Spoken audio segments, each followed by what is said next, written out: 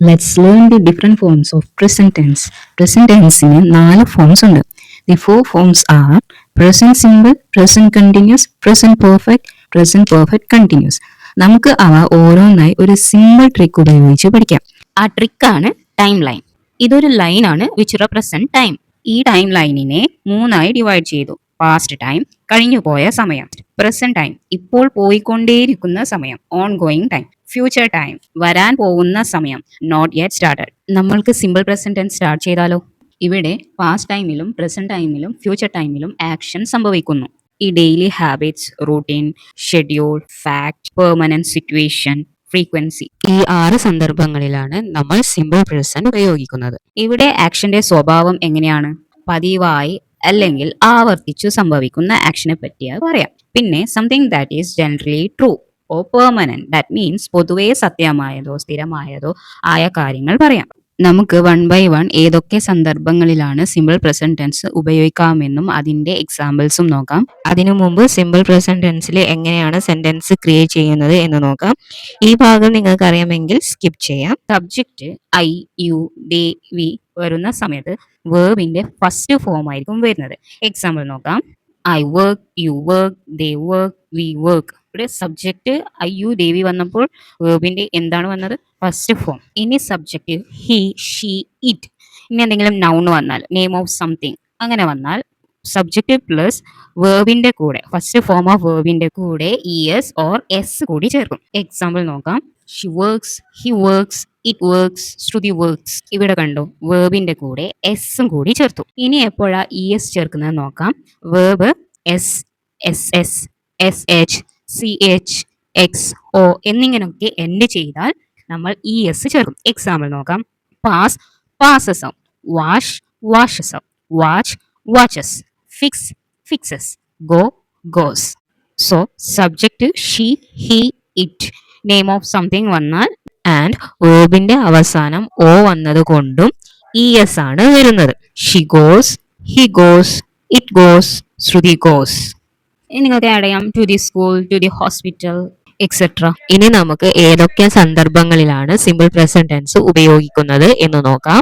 ആദ്യത്തെ സന്ദർഭമാണ് റൂട്ടീൻ. അതിന്റെ എക്സാമ്പിൾ നോക്കാം. I wake up at 6 AM.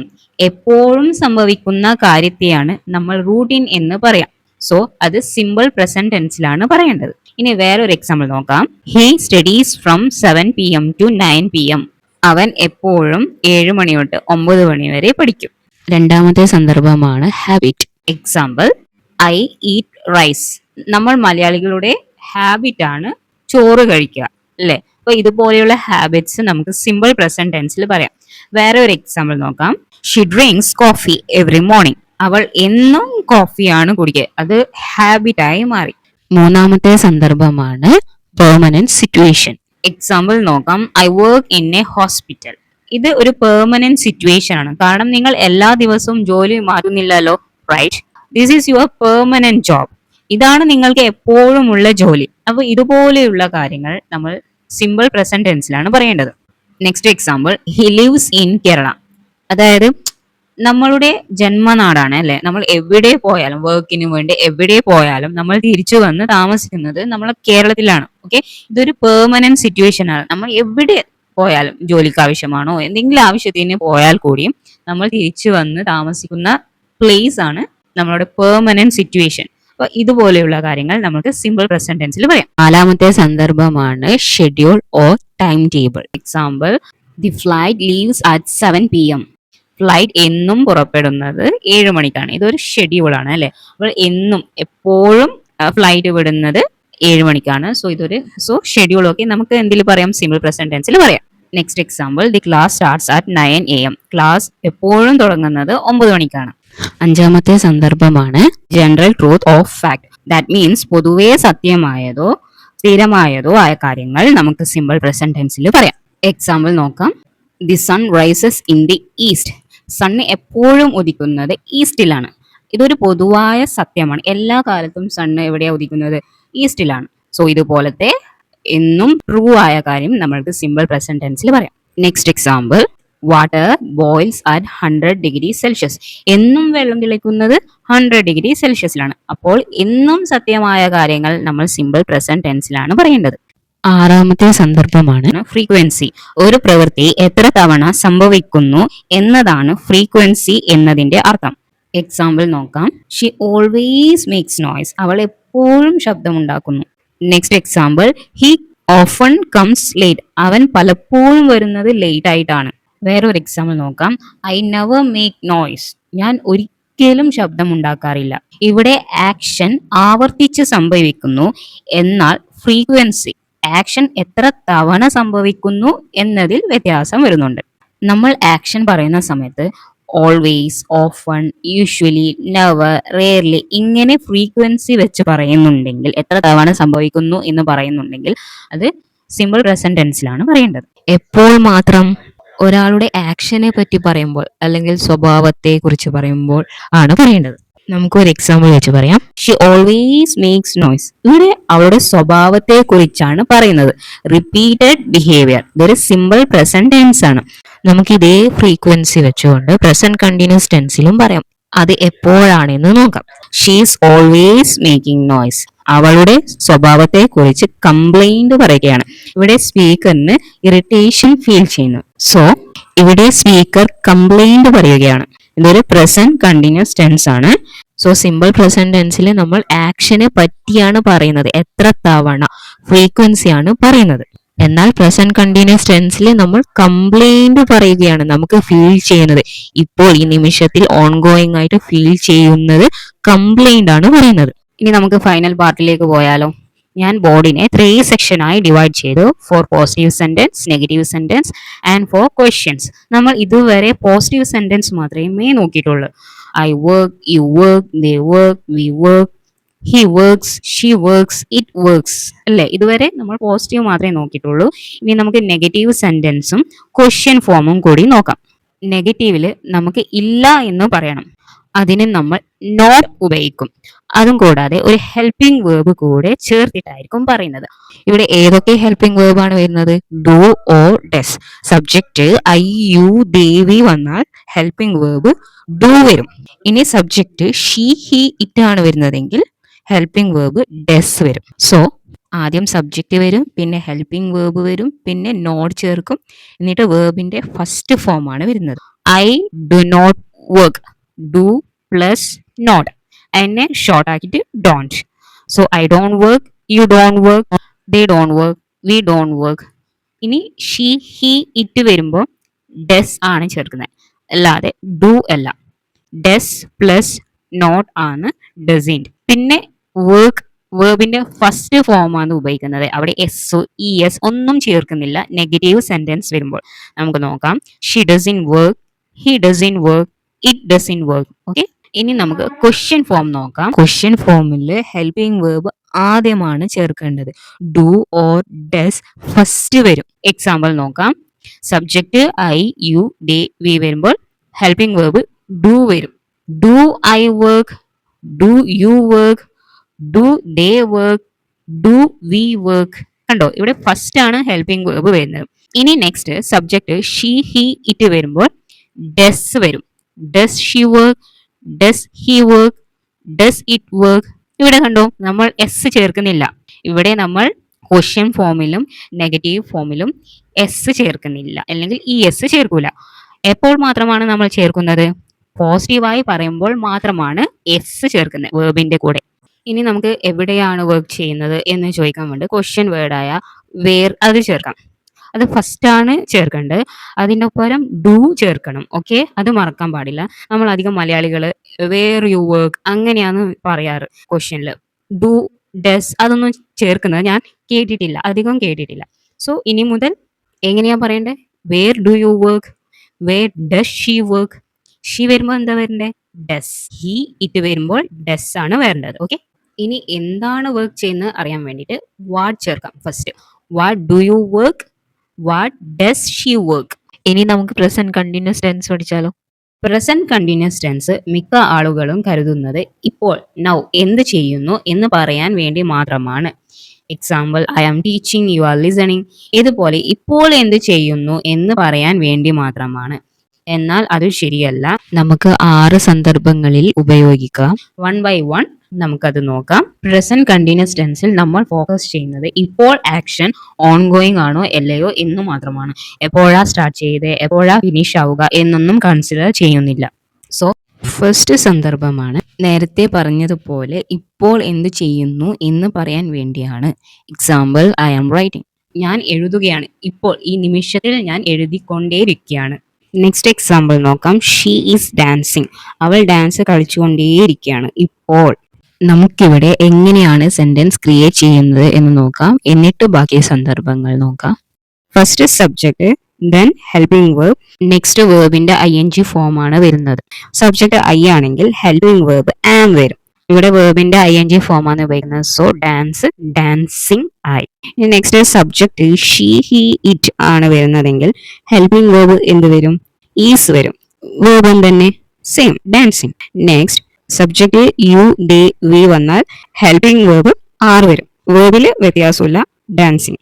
രണ്ടാമത്തെ സന്ദർഭമാണ് അറൗണ്ട് നൗ. അതായത് ഈ ദിവസങ്ങളിൽ ഞാൻ എന്തോ പുതിയ കാര്യം ചെയ്തുകൊണ്ടേയിരിക്കുകയാണ്.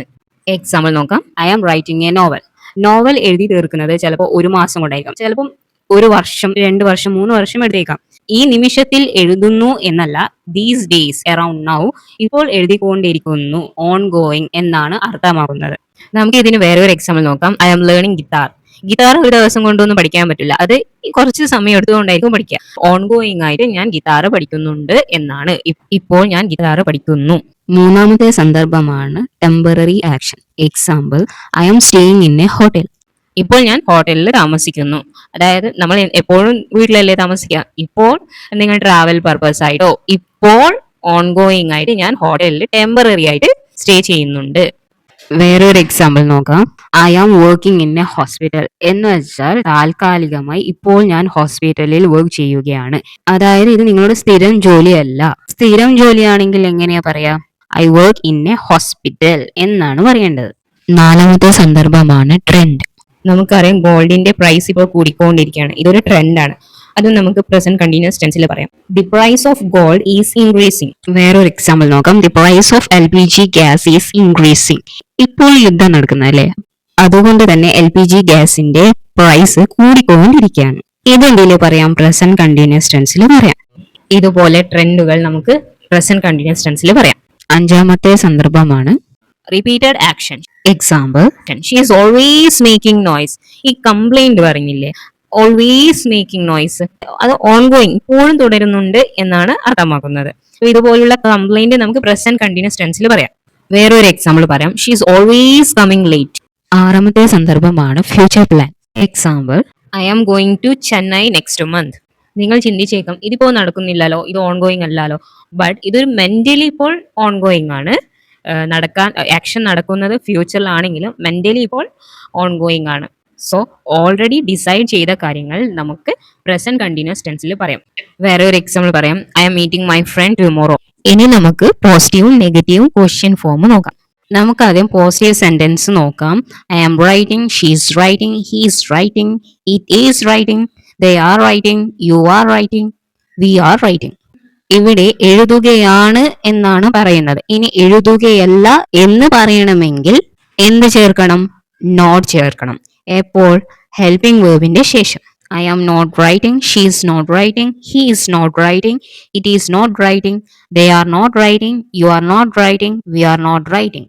ഇനി നമുക്ക് ക്വസ്റ്റ്യൻ ഫോം പഠിക്കാം. നമുക്ക് ഒരാളോട് ചോദിക്കണ്ടേ, അതെങ്ങനെയാണെന്ന് നോക്കാം. ആദ്യം ഹെൽപ്പിംഗ് വേർബാണ് ക്വസ്റ്റ്യൻ ഫോമിൽ വരുന്നത്. ശ്രദ്ധിക്കുക, പോസിറ്റീവിലും നെഗറ്റീവിലും ഹെൽപ്പിംഗ് വേർബ് സെക്കൻഡ് ആണ് വരുന്നത്, ഫസ്റ്റ് വരുന്നത് സബ്ജക്റ്റ് ആണ്. എന്നാൽ ക്വസ്റ്റ്യൻ ഫോമിൽ വരുന്നത് ഹെൽപ്പിംഗ് വേർബാണ് ഫസ്റ്റ്. നമുക്കത് നോക്കാം. Am I writing? ഞാൻ എഴുതുകയാണോ? Is she writing? അവൾ എഴുതുകയാണോ? Is he writing? അവൻ എഴുതുകയാണോ? Is it writing? അത് എഴുതുകയാണോ? Are they writing? അവർ എഴുതുകയാണോ? Are you writing? നീ എഴുതുകയാണോ?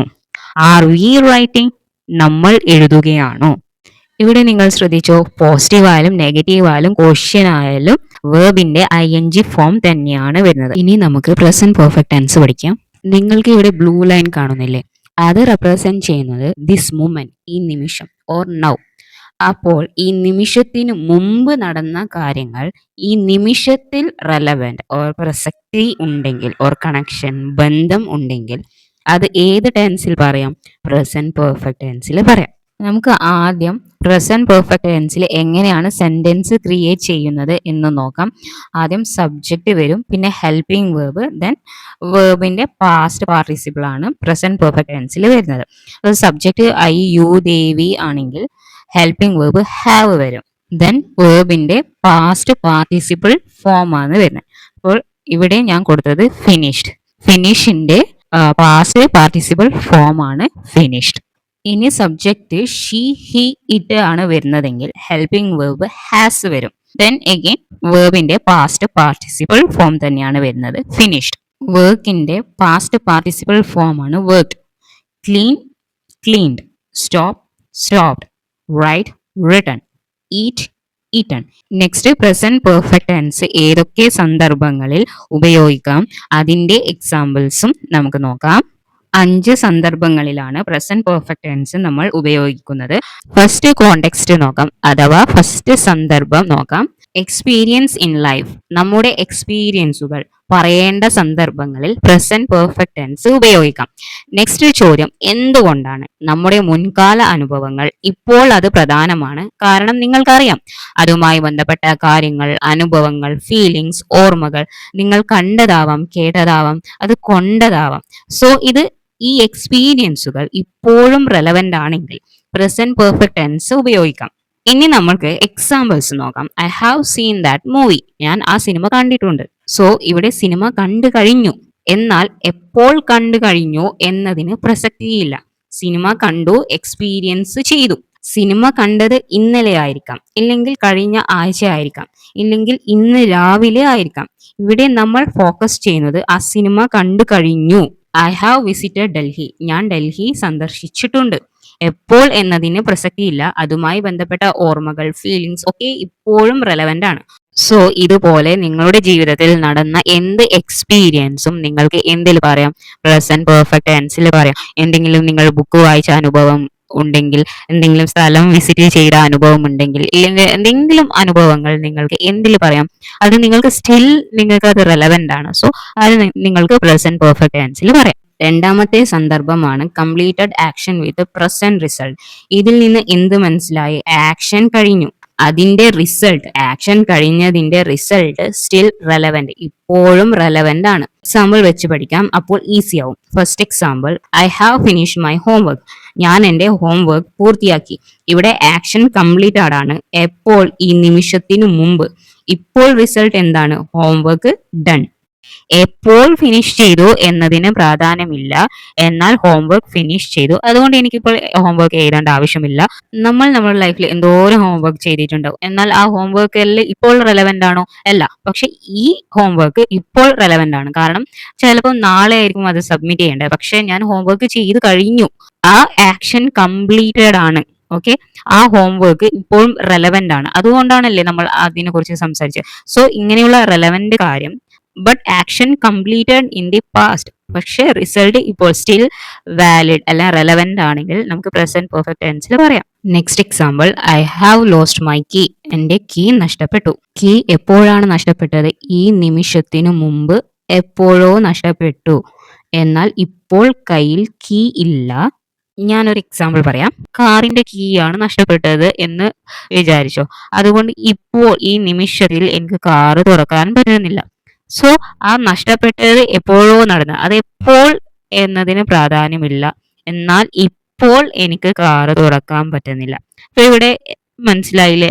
അതിന്റെ കണക്ഷൻ നിങ്ങൾക്ക് മനസ്സിലായില്ലേ? So still it's relevant. അതായത് നിങ്ങൾ ഒരു കാര്യം ചെയ്തു കഴിഞ്ഞു, പൂർത്തിയായി. ആ കാര്യം ഇപ്പോൾ ഈ നിമിഷത്തിൽ നിങ്ങൾ അത് പറയുന്നുണ്ട്, സ്റ്റിൽ റെലവെന്റ് ആയതുകൊണ്ടല്ലേ ഇപ്പോൾ പറയേണ്ടി വരുന്നത്. അതെങ്ങനെയാ പറയാ? പ്രസന്റ് പെർഫെക്റ്റ് ടെൻസിലാണ് പറയേണ്ടത്. വേറെ ഒരു എക്സാമ്പിൾ നോക്കാം. I have clean the room, അതായത് ഞാൻ റൂം വൃത്തിയാക്കി കഴിഞ്ഞു.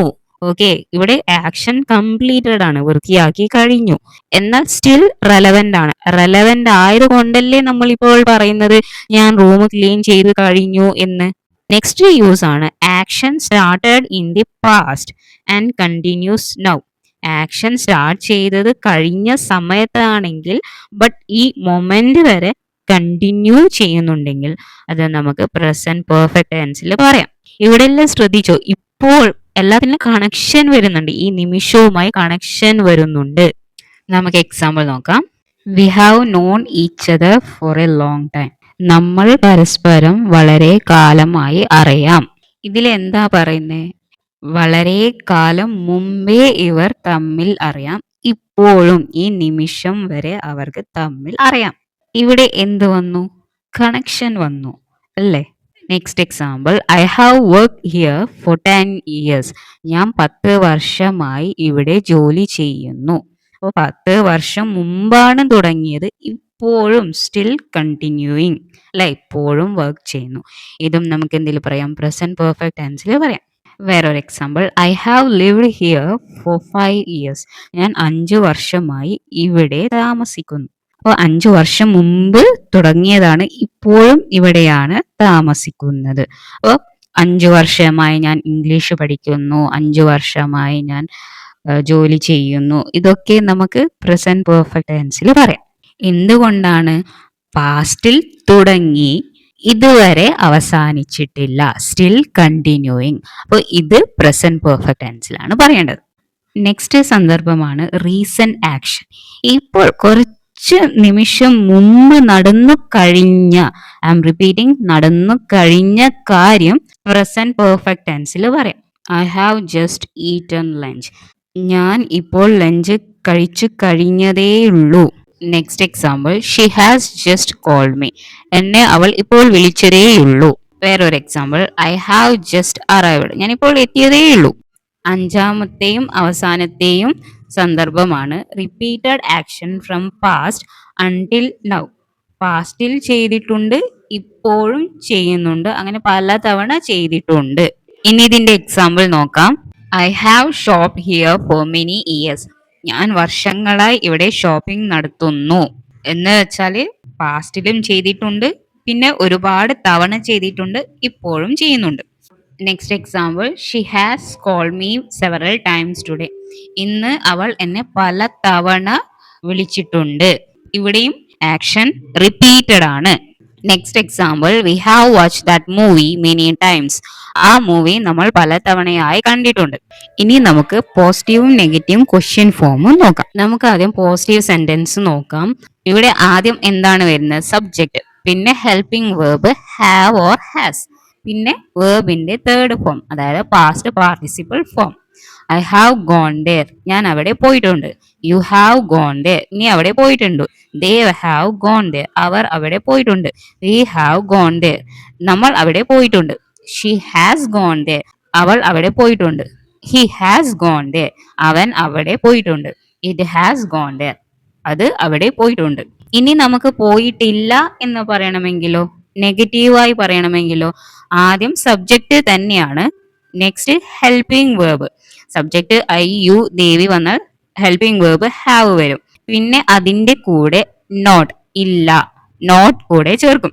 ഓർക്കണം, ഹെൽപ്പിംഗ് വേർബിന്റെ ശേഷമാണ് നോട്ട് ആഡ് ചെയ്യേണ്ടത്.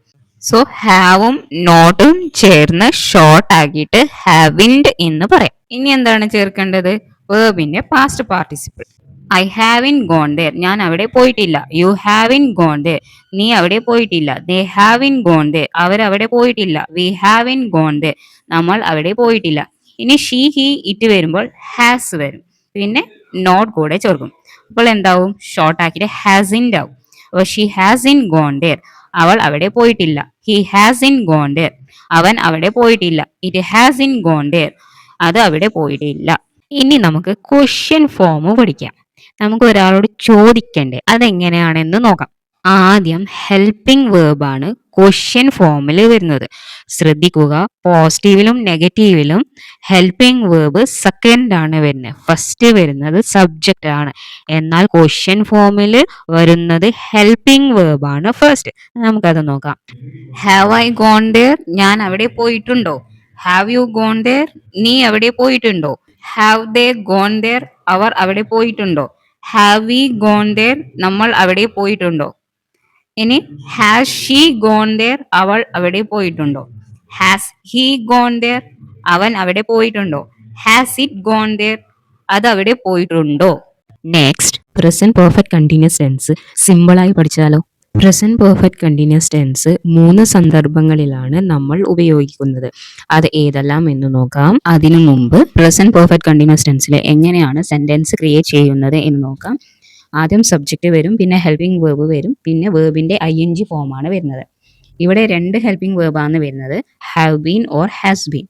Subject I you they we ആണ് വരുന്നതെങ്കിൽ ഹെൽപ്പിംഗ് വേർബ് ഹാവ് ബീൻ വരും, പിന്നെ വേർബിന്റെ ING form. Then she he it ആണ് വരുന്നതെങ്കിൽ ഹാസ് ബീൻ ആണ് ഹെൽപ്പിംഗ് വേർബ് വരുന്നത്. ദെൻ വേർബിന്റെ ING ഫോം തന്നെയാണ് ഇവിടെയും വരുന്നത്. So I have been waiting, you have been waiting, they have been waiting, we have been waiting.